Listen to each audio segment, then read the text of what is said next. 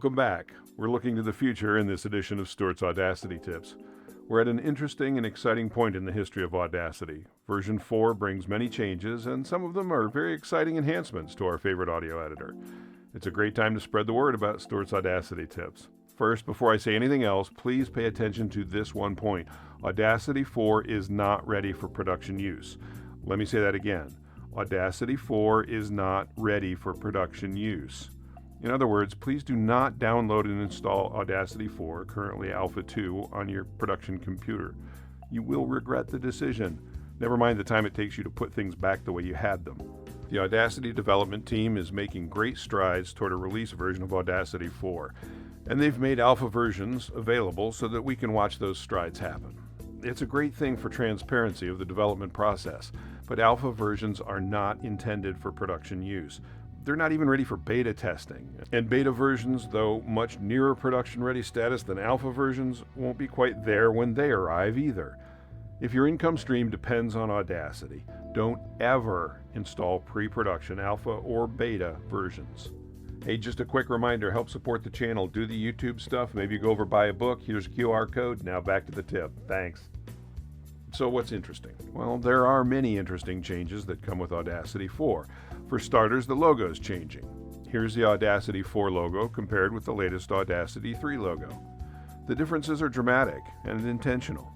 Audacity 4 is a complete rewrite of the Audacity codebase, designed to streamline the existing feature set while introducing new features and an improved user experience.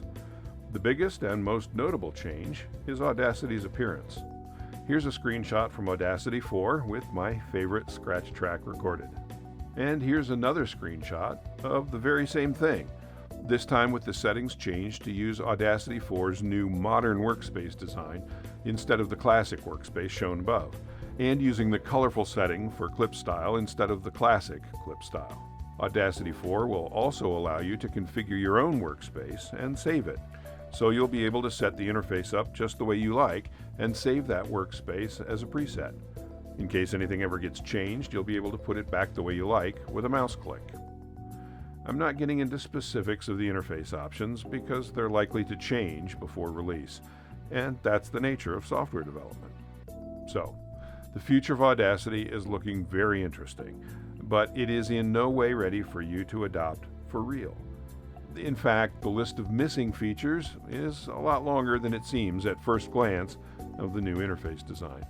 Here's a list of features that are not yet present in the Alpha 2 release. Macros, spectrogram, label tracks, label track editor, metadata editor, the plugin manager, cloud uploading, OpenVino plugin support, numerous native Audacity effects, the envelope tool. Obviously, if you use any of these features in your production workflow, Audacity 4 will not support your workflow. For example, I can't do a number of tasks that I do on a daily basis in my normal workflow without macros, label tracks, a variety of plugins, and the envelope tool. So Audacity 4 Alpha 2 is out of the question. Here's the bottom line. The temptation may be there, but please don't install any pre-release version of Audacity 4 on your production computer. Trust me, I'll be providing information as Audacity makes progress toward that point, so use Stuart's Audacity tips to satisfy your curiosity. If you have specific questions, send them my way. If I don't have an answer, I can probably find one. Hope this helps. I'm Stuart.